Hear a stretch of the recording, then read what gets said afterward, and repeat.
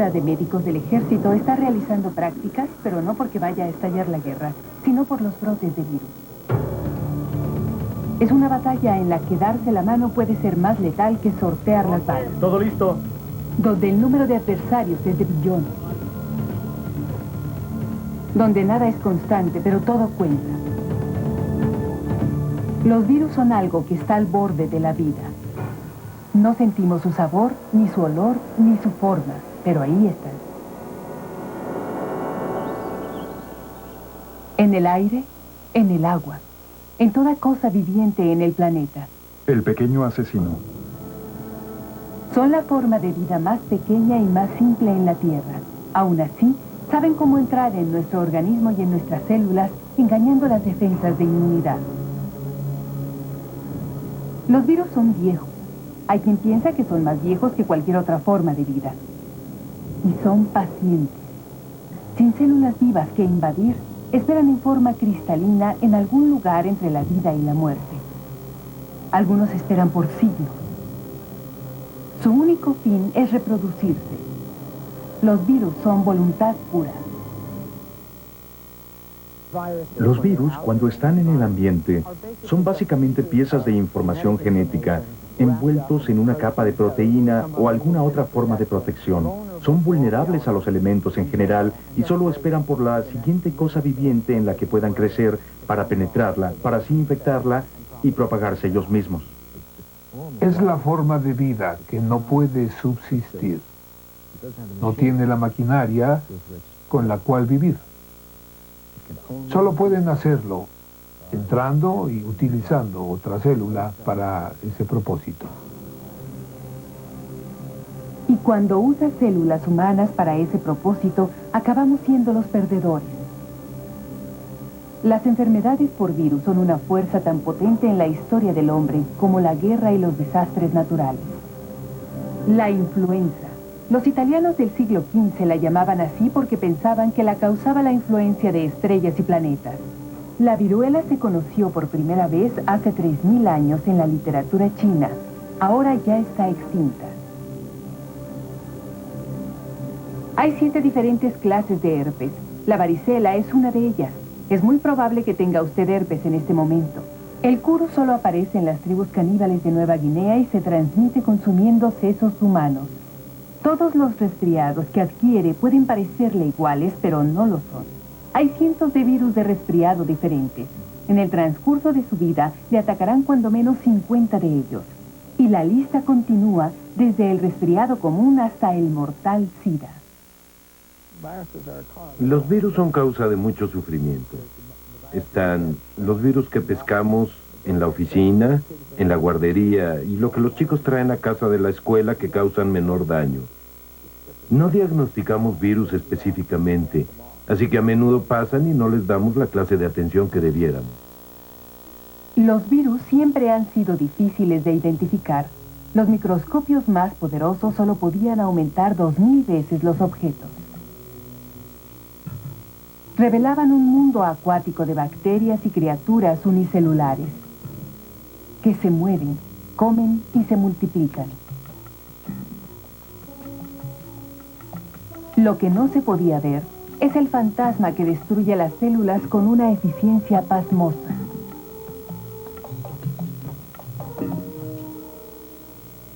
En la década de 1930, los científicos alemanes inventaron el microscopio de electrones y pudieron al fin ver un virus aumentado 7000 veces. En lugar de arrojar ondas de luz torpemente sobre los objetos, este usó pequeños electrones para aumentar su tamaño. Un vistazo a través del microscopio de electrones cambió instantáneamente la manera de definir los límites de la vida. Descubrieron organismos tan pequeños que billones y billones de ellos podían caber en un solo píxel de su pantalla de televisión. Vistos a través de los electrones, los virus revelaron ser esferas y agujas en figuras geométricas, demasiado simétricas para estar vivas.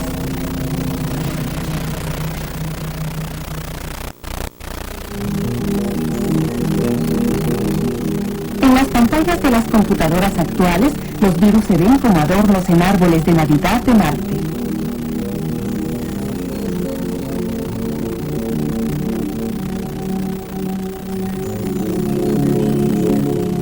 es el virus del SIDA. Su núcleo contiene la información genética necesaria para que el virus se duplique a sí mismo. Es un paquete de ácido nucleico, de material genético envuelto en una colección de proteínas que permite que el virus utilice una célula para su propia réplica, ya que no puede funcionar independientemente, no se puede multiplicar independientemente. Los genes están protegidos por un delgado cascarón. Este está salpicado de moléculas que le permiten ensamblarse con la célula objetivo e introducirse en ella. Hay ciertos mecanismos receptores que se conjuntan, se adhieren y no atacan, se adhieren, se incorporan y usan el mecanismo celular para su multiplicación. Actúan como un parásito. Usan la organización del sistema para su supervivencia. La célula objetivo no tiene que ser de humano, ni siquiera animal. El virus del tulipán se ha utilizado desde el siglo XVI para variar el color en tulipanes decorativos. Nada es demasiado pequeño para un virus. Y los naturalistas observan una pulga, con pulgas más pequeñas que hacen presa de ella, y estas últimas con pulgas más pequeñas que les pican y así proceden hasta el infinito, infinito, infinito. Sí, hasta los gérmenes tienen gérmenes. Un ejemplo, el bacteriófago T4, un virus que ataca a la bacteria. Llega, se engancha e introduce su ADN a través de la membrana de la célula.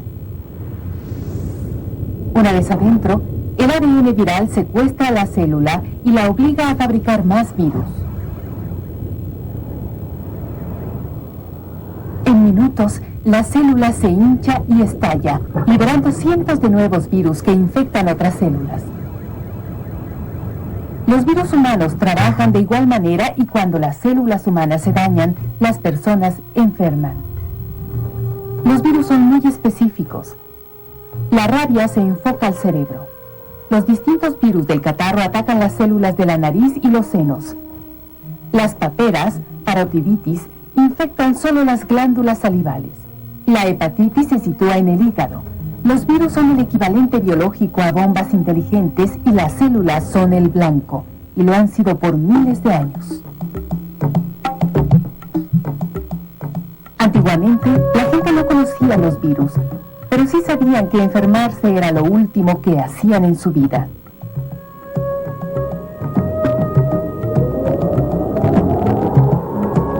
¿De dónde procedían estas enfermedades? ¿De la ira de los dioses, quizás? ¿Premoniciones? ¿Brujería?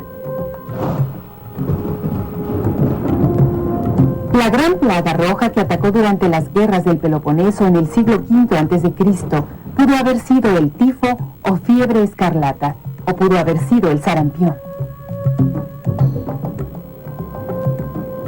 La viruela fue la pesadilla de la Edad Media. Mató a muchos y dejó a los sobrevivientes permanentemente desfigurados. Cuando los arqueólogos del siglo XX abrieron las tumbas egipcias, encontraron referencias de lo que pudo haber sido la poliomielitis. Pero las enfermedades del pasado estaban limitadas en tiempo y espacio. El mundo no ha experimentado aún epidemias virales a escala global.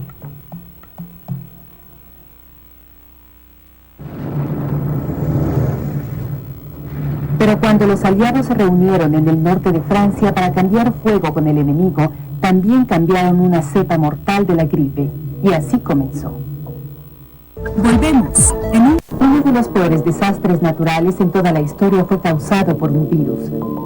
La influencia pandémica de 1918 atacó a todas las ciudades importantes de los Estados Unidos, donde la gente caía ahí mismo.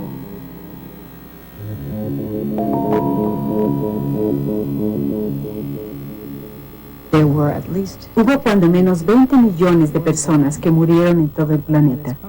Es probablemente la peor pandemia que el mundo haya conocido. Fueron más las personas muertas por la influenza que por la Primera Guerra Mundial. El problema en sí fue la guerra. Si no hubiera habido guerra, esa cepa hubiera podido aislarse.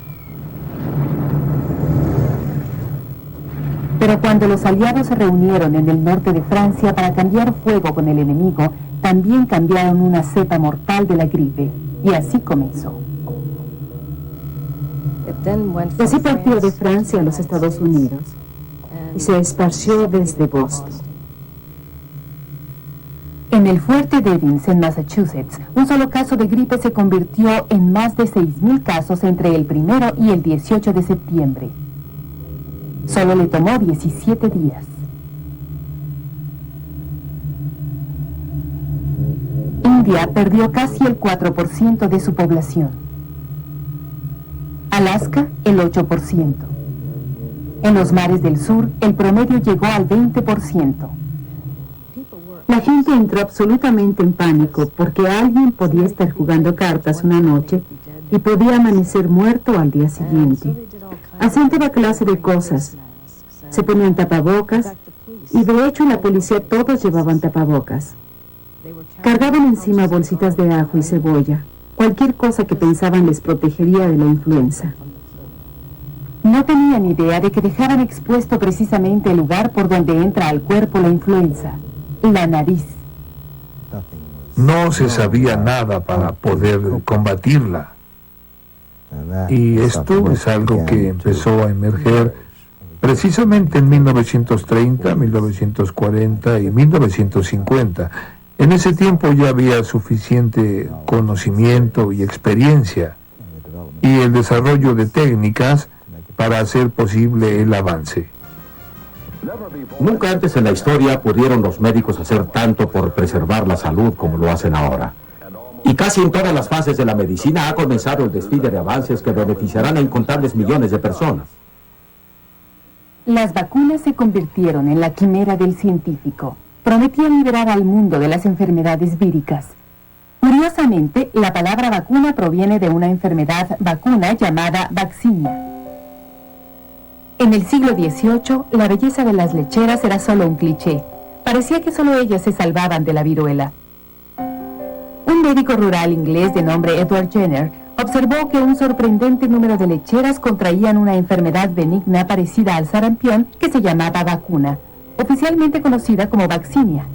Jenner extrajo el virus de las ampollas de un niño infectado, su propio hijo pequeño. Después, inoculó al niño con virus vivo de viruela. Fue extremadamente arriesgado, pero funcionó. La inyección inicial de vacuna causó una enfermedad ligera, pero fue suficiente para que su organismo creara la inmunidad para ambas enfermedades. Hemos desarrollado nuestros propios mecanismos de defensa a través de los años. Sabemos que este es el sistema inmune, el cual es un complejo sistema que contiene muy diferentes clases de células y funciones, cuyo principal propósito en mucho es reconocer qué es lo que sucede e intentar abortarlo. El sistema inmune tiene 3 funciones principales, mismas que en este momento están trabajando en su organismo. Reconocimiento. Los anticuerpos son proteínas que se pegan a la superficie del virus, flagelándolo hasta que muere. Destrucción. Las células blancas del organismo acuden a destruir las células infectadas por el virus. Memoria. Una vez que hemos sido infectados por un virus, las células de memoria lo reconocerán inmediatamente si vuelve a entrar al cuerpo. Por eso son tan efectivas las vacunas. El organismo recuerda muy bien al virus falso y puede protegernos cuando el virus real intenta entrar. Una de las formas más comunes para hacer una vacuna es cultivarla en un ambiente no natural.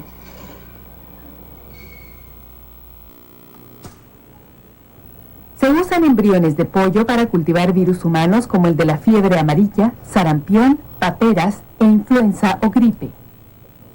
La influenza ha sido cultivada en huevos durante muchos años. Es la manera estándar de producir un virus. También se cultiva en tejidos y se desarrolla muy bien en cultivos de tejido, pero no se puede producir suficiente cultivo de tejido para cubrir las grandes dosis que se requieren para uso industrial.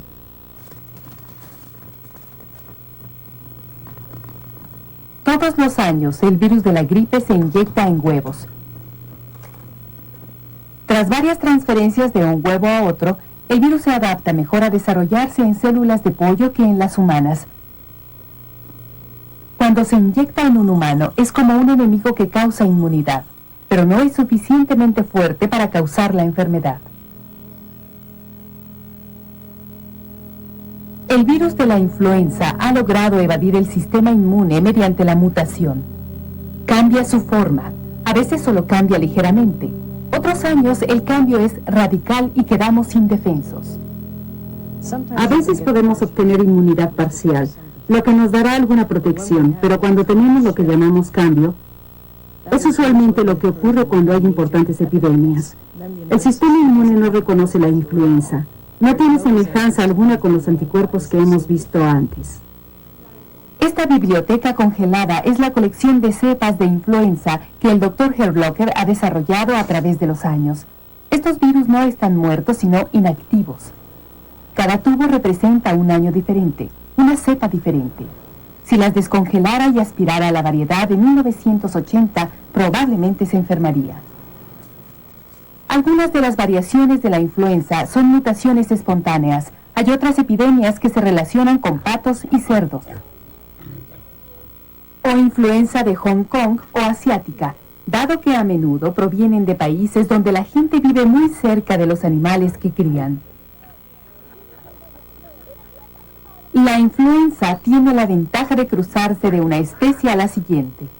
Cada vez que esto sucede, la cepa cambia. Tenemos los patos que nadan en el agua y tenemos los cerdos que beben esa agua. Los patos supuestamente son los vehículos transmisores. Tenemos pues los genes de las aves, de los patos, que se mezclan con los genes de la influenza de los cerdos. Así obtenemos una nueva cepa. Y esto significa una gran cantidad de trabajo para los científicos en la Organización Mundial de la Salud y en los Centros para el Control de las Enfermedades en Atlanta. Todos los años, la carrera es contra el tiempo. Laboratorio de Investigación de Influenza de la CCE. La información se reúne de todos los centros de investigación de la gripe en todo el mundo y se usa para predecir qué nueva cepa viene en camino. Una vez determinada esta, se desarrolla una nueva vacuna con esperanza de llegar a tiempo.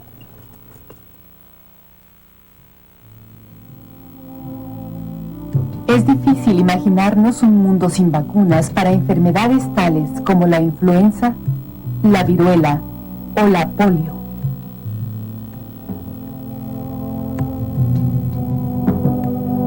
En la primera mitad de este siglo, la gente entró en pánico cuando los niños cayeron víctimas de fiebre y dolor muscular.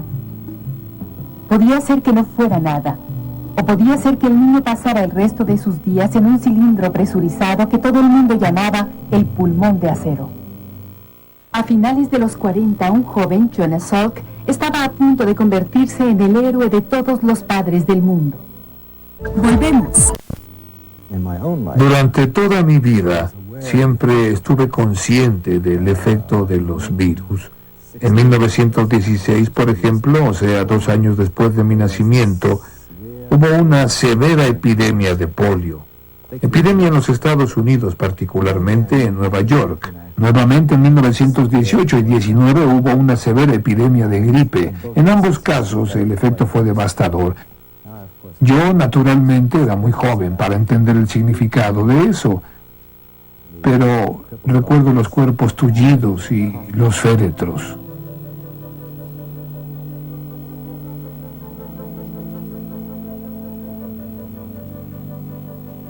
Nadie sabía por qué la polio causaba parálisis o la muerte, y mucho menos que podía transmitirse por agua, comida o saliva contaminadas. Los remedios caseros y los preventivos nacieron de la desesperación. Cuando la polio atacó a Franklin Roosevelt, después de haber nadado en un lago muy frío, la gente especuló que el agua fría había sido la causa. A finales de los 40, un joven, Jonas Salk, estaba a punto de convertirse en el héroe de todos los padres del mundo. Mi vida entera ha estado dedicada a la física. Es la manera en que elegí practicar la medicina. Y este es el patrón de toda mi vida. Intentar ya sea prevenir la enfermedad o sanar o curar de alguna manera. Su descubrimiento llegó cuando los científicos de Harvard encontraron la forma de cultivar el virus de la polio en cantidades. Salk tenía la materia prima que necesitaba para hacer la vacuna. Mi forma de afrontar esto fue inmunizar contra una enfermedad viral sin experimentar infección. Hasta entonces se sabía que había que experimentar la infección, como en casos de viruela o rabia, con una forma atenuada del virus. En su laboratorio de la Universidad de Pittsburgh, Salk mató al virus de la polio con formaldehído para evitar que provocase la enfermedad. En 1955, después de probarla en sí mismo, empezó a inocular a los niños. El virus muerto alertó su sistema inmune sin enfermarlos. Fue considerada la noticia más grandiosa en la historia de la medicina. Solo en los Estados Unidos, 2 generaciones han crecido ya sin saber de la angustia de esta enfermedad. Todo salió en un día de trabajo. Como dicen ustedes, fue apreciado, especialmente por los padres, para quienes desapareció el temor. Los estragos del rotavirus. Hoy hay nuevos cruzados que luchan para derribar al más pequeño de los dragones que medra en el mundo de la pobreza, el rotavirus. Un pequeño microbio en el agua que mata a más de 5 millones de niños al año. 5 millones, principalmente en países subdesarrollados. Estamos en el campo de batalla de la guerra contra el rotavirus, una aldea en el centro de Brasil que se llama Terra Firma, pero que está precariamente construida sobre el río Guama. El río Guama lleva la única agua corriente que hay aquí. Es el sistema de drenaje local. Lamentablemente, también es la fuente local de agua. El rotavirus ataca el recubrimiento del intestino delgado, como si el organismo tratara de eliminar una fuerte diarrea. Y cada vez que un niño infectado utiliza el río para defecar, el virus queda libre para ser ingerido por otro anfitrión. Y así es como se completa el ciclo. El doctor Alexander Linares y su equipo del Instituto Evandro Chagas en Brasil, en colaboración con la Organización Mundial de la Salud, están aislando el rotavirus y tratan de ayudar a las jóvenes madres a combatir la enfermedad. Sin embargo, el combustible para hervir agua es escaso. La higiene es difícil en las barriadas del trópico. El virus es tan estable que con la transmisión de humano a humano se perpetúa en la comunidad. Sabemos que mejorar las condiciones de sanidad y de higiene es muy importante, pero no es suficiente para poder controlar el rotavirus y la diarrea. Es necesario tener una vacuna efectiva. Los investigadores observan la salud de los niños y hacen pruebas de sangre para estudiar el desarrollo de sus anticuerpos contra el virus. Llevan a cabo pruebas de campo evaluando la eficiencia de una vacuna candidato. Esta vacuna, si es aprobada, tiene potencial para salvar 800.000 vidas jóvenes al año. Se requeriría de una inmunización masiva, pero ese es un aspecto donde la Organización Mundial de la Salud tiene amplia experiencia.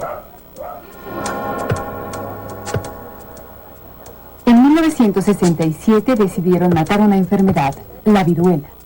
Nunca habíamos podido llevar una enfermedad a su extinción. La viruela fue la primera por la que finalmente el mundo se reunió y decidió que si íbamos a causar que ciertas especies se extinguieran, habríamos de hacerlo con un buen propósito como cambio. Se enviaron a Somalia varios equipos internacionales de médicos y enfermeras que tocaron de puerta en busca del último caso de viruela. Fue absolutamente asombroso ver la manera en que lo hicieron.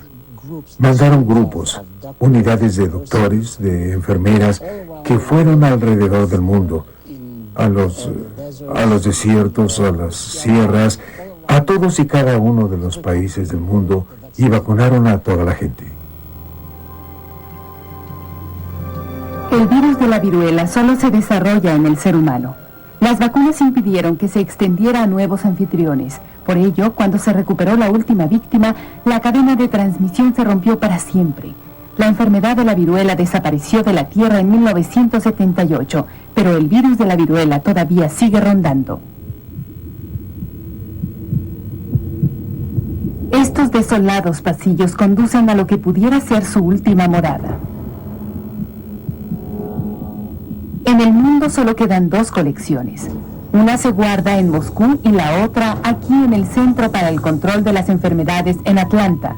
La Organización Mundial de la Salud quiere destruirlas, pero no todo el mundo está de acuerdo. No quisimos eliminar totalmente el virus porque no pudimos entender verdaderamente al virus y qué le hacía vivir.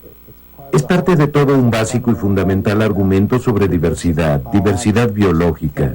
No podemos permitir que se pierda este organismo que se ha establecido en un singular nicho ecológico. Pero el gran peligro es la posibilidad de que la viruela accidentalmente escape del congelador en algún lugar, donde pueda olvidarse como algo almacenado, o de que en años venideros, pueblo tras pueblo, se olvide de él. La idea de que la vacuna se escape y se disemine infectando a la población pudiera parecer como ciencia ficción, pero ya ha sucedido, hace cientos de años.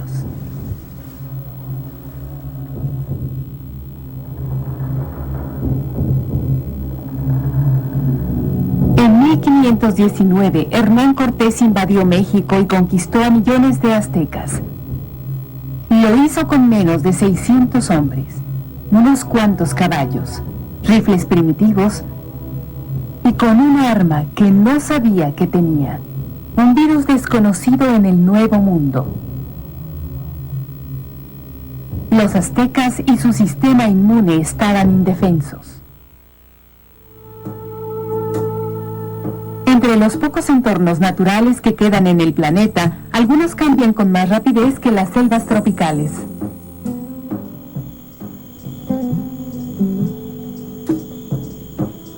Los expertos consideran que el 90% de las 14.000 millones de especies en la Tierra no son desconocidas. Y todas esas plantas y animales desconocidos pueden albergar virus desconocidos.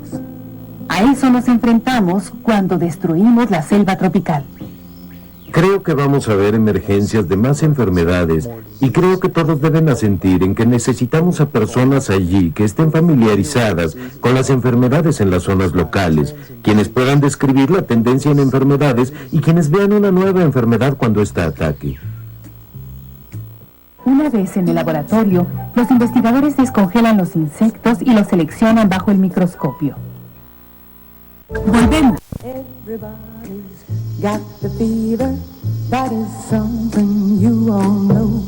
El señor Helio Augusto Cardosa Sareva es parte del equipo de físicos y científicos que tratan de predecir las rutas de emergencia vírica. Su trabajo, carnada. Augusto es una carnada para los virus. Espera pacientemente ser picado por los mosquitos bajo la bóveda de la selva tropical brasileña.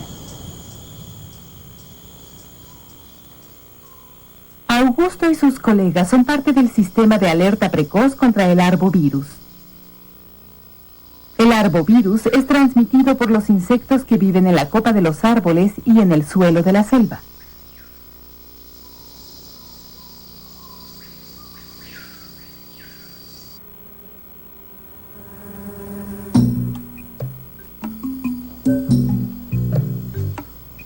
Los insectos aparentemente no encuentran nada curioso en un hombre medio desnudo subido a un árbol a 18 metros del suelo, pero no tardan en descubrir que no existe aquello de comida gratis.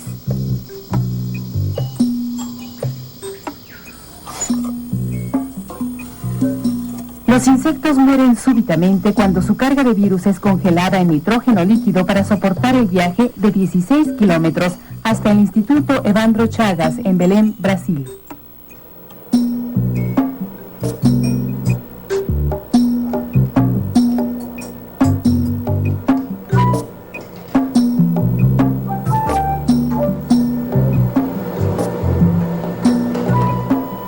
En el laboratorio, los investigadores descongelan los insectos y los seleccionan bajo el microscopio. Estos mosquitos están muertos, pero los virus están intactos, esperando las condiciones apropiadas para saltar de nuevo a la vida.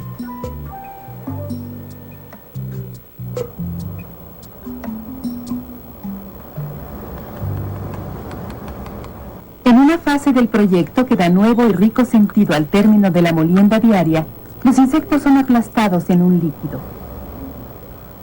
La sopa de mosquito verde se inyecta en ratas de laboratorio. Algunas desarrollarán problemas de movimiento, otras morirán en cosa de horas. Otras desarrollarán infecciones por los virus más temibles conocidos, enfermedades como fiebre amarilla.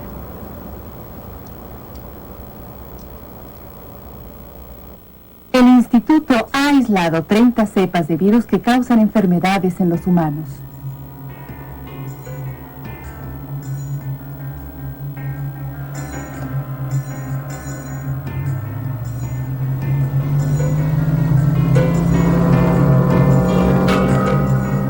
Tan solo de los mosquitos, el instituto ha encontrado 40 cepas virales que el mundo no conocía.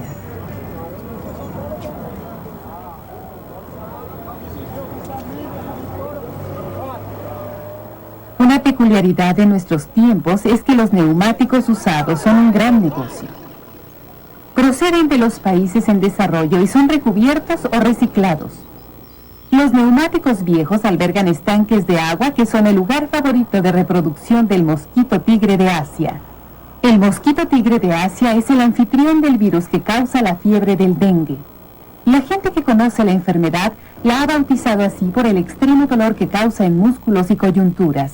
La llaman fiebre rompehuesos. Este mosquito fue introducido desde Asia a los Estados Unidos en embarques de neumáticos usados alrededor de 1980 en Houston, Texas. Estos mismos embarques, similares embarques de neumáticos usados, también introdujeron el mismo mosquito asiático de su hogar en Asia a Brasil y a Sudáfrica. Los virus no viajan solamente a través de insectos. Durante la Guerra de Corea, miles de soldados se enfermaron de una extraña fiebre que después fue bautizada como el virus Hanta, por el río Hantan de Corea. Este virus causaba hemorragia, afección renal y después la muerte. Posteriormente fue localizado en la orina de ratones de campo que vivían en las parcelas de arroz.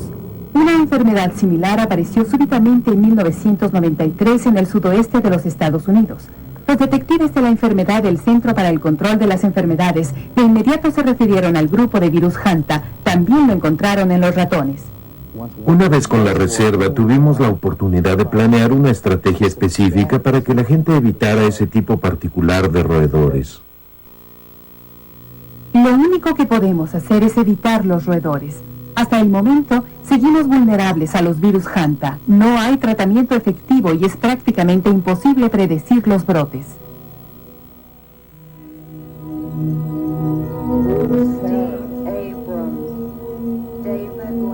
Nada muestra más crudamente nuestra vulnerabilidad que el SIDA, la enfermedad causada por el VIH.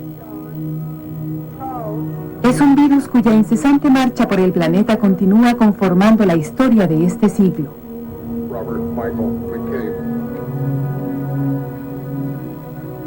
Nadie ha localizado el origen del VIH. En el Instituto Salk del sudeste de California, el Dr. Salk ha enfocado su atención al SIDA. Acepta la idea de que es la mutación de un virus de monos que apareció hace siglos.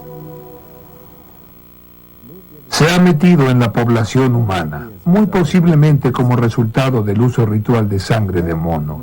Luego permaneció en un bajo nivel de frecuencia, probablemente en aldeas, donde estuvo contenido. Luego, cuando la civilización comenzó a expandirse y los viajes se hicieron posibles, no solo en aviones, sino en camiones y otras formas de transportación, y la gente se movía, simplemente se extendió. El VIH, o virus de inmunodeficiencia humana, es uno de los miembros de la familia de ARN que más rápidamente está mutando. Este virus VIH, que es realmente muy inteligente, no solamente se mete en el sistema humano y lo mata, sino que no lo hace inmediatamente. Puede permanecer latente por un largo periodo. Utiliza su propiedad de retrovirus para hacer una copia de su ADN que entra al anfitrión, se integra ahí y espera y viene en silencio. Entonces la célula curante no puede hacer nada, solo ver la célula. Es una bonita célula. No puede ver que dentro está el invasor. El invasor está oculto. Así el hecho de que el virus puede estar oculto hace extremadamente difícil encontrarlo. Por eso hay una campaña en todo el planeta para enseñar a la gente que hay maneras de evitar que se extienda la enfermedad. El SIDA también mata a los indios. Por favor, usa protección para proteger a nuestro pueblo. Preserva la vida y la muerte de un solo tiro. Condón. Jim se despertó sudando frío con algo que le retumbaba en el cerebro. ¿Quién está en su baño? Barry a su vez pensaba, ¿en qué baño me encuentro? Jim recordaba haber ido a una fiesta.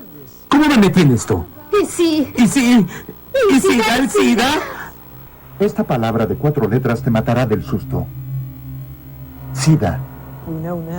Ahora sabemos que es la peor epidemia que podamos imaginar porque el virus, una vez que infecta, se queda en el organismo de por vida y continúa haciendo estragos. Y aun cuando se transmita muy poco de persona a persona, tiene toda una vida de oportunidades para transmitirse. La búsqueda por la cura del SIDA reúne a los investigadores de todo el mundo. Informan sobre todo, desde financiamiento hasta la salud de las prostitutas en las barriadas más pobres de Nairobi. Los debates versan sobre por qué algunas personas que se han visto expuestas al VIH no tienen SIDA. Estas mujeres representan los primeros casos conocidos de inmunidad natural ante el VIH. Están preparados para enfrentarse a las peores enfermedades del mundo, como el ébola o fiebre del mono verde. Volvemos. Esta evidencia de un experimento natural que es muy parecido a lo que se ha observado en Kenia. Esto sugiere que podría ser la estrategia a usarse para desarrollar una vacuna. Si podemos empezar a entender la naturaleza de la relación y cómo funciona, podremos desarrollar estrategias para contender. Y el hecho de que hay clara evidencia en el humano de que existe alguna exitosa interacción con VIH es todo lo que necesitamos saber. Esto nos dice que es posible. La naturaleza nos dice algo. Todavía se vende bien. La novela de Michael Crichton de 1968, que nos habla de valientes científicos del ejército estadounidense combatiendo un mortífero organismo microscópico llamado Andrómeda. La ciencia y la ciencia ficción ya no están separadas. ¿Hay alerta? ¿Lugar? ¿Hora de la alerta? Ahora.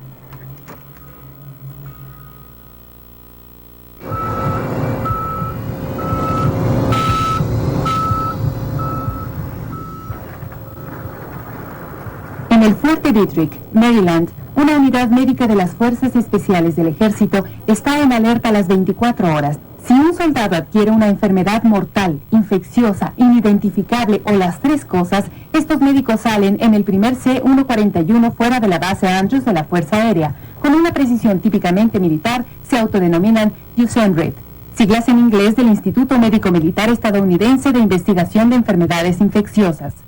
Están localizados en una base militar a 72 kilómetros de Washington, D.C.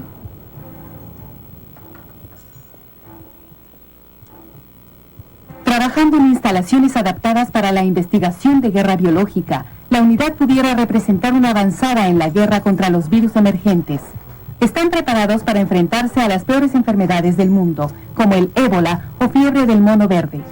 Relativamente nuevo e increíblemente mortífero, el ébola se identificó por primera vez en Sudán y Zaire durante 1976.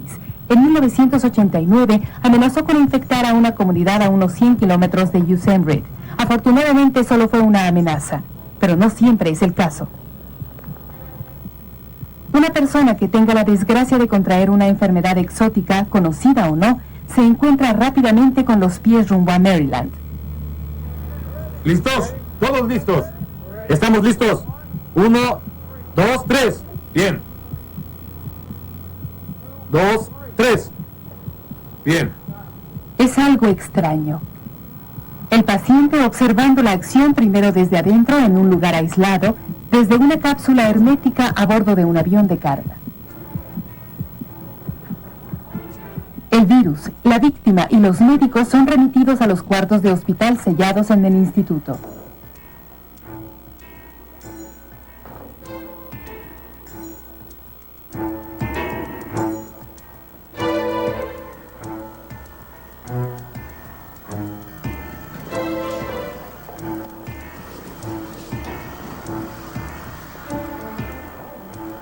trajes espaciales presurizados los hacen ver como globos de desfile en miniatura, pero si el traje tuviera una fuga, el aire saldría en lugar de infiltrarse.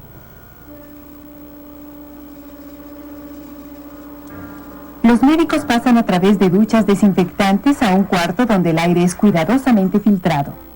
Los desperdicios viajan por el cemento en líneas forradas de drenaje que son esterilizadas.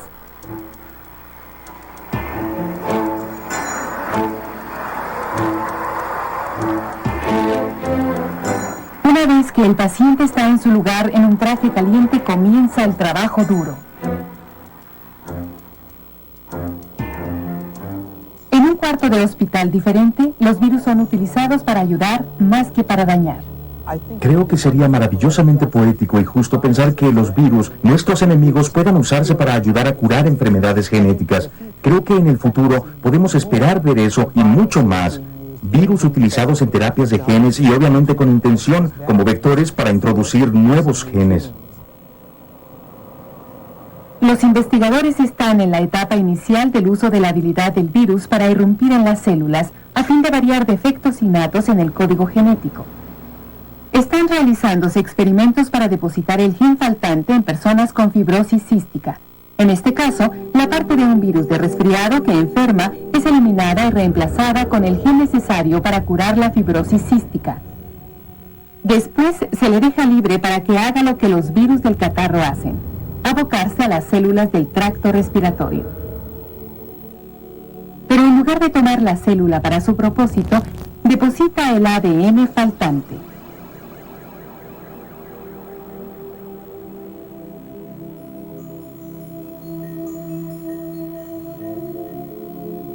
La relación entre virus y humanos continúa evolucionando. Igual que antes nos usaban a nosotros, ahora los usamos a ellos. Sin importar quién tiene el control, el enemigo más pequeño del humano no se va a escapar. Tan pronto como conquistemos un virus, habrá una hueste completa de otros virus emergentes. Pero no creo que lleguemos realmente a eliminar los virus. Creo que cuando un virus llega con una amplia hueste de anfitriones, podríamos sufrir un serio detrimento en el número de personas de nuestra especie. Tenemos que considerar esto como una posibilidad. No quiero ser un profeta pesimista que diga qué va a pasar mañana, pero creo que el VIH debiera haber dado el toque de alarma. La epidemia del SIDA creo que debería ser una lección para todos. Y es triste que tengamos que pagar un precio tan alto para reaprender una lección que hemos sabido por años que las enfermedades infecciosas nunca desaparecerán. Podemos empujarlas al margen de nuestra existencia, podemos intentar controlarlas, pero al final de cuentas podemos aprender a vivir de ellas, pero aprendiendo a tratar con ellas, y debemos tratar con ellas, no podemos ignorarlas. El virus es parte de la naturaleza. No podremos aceptar el hecho de que son tan parte de la naturaleza como nosotros. Todo está aquí. ¿Quieren el derecho exclusivo? Vamos a tener que aceptar los virus. No se van a ir de aquí. Estamos atrapados en un combate mortal con la más humilde de las criaturas de la Tierra, y lo mejor que podemos hacer es pactar. La alternativa es que la humanidad, complacida en considerarse el pináculo de la creación, caiga víctima de unos fragmentos de material genético que definen la línea entre la vida y la muerte.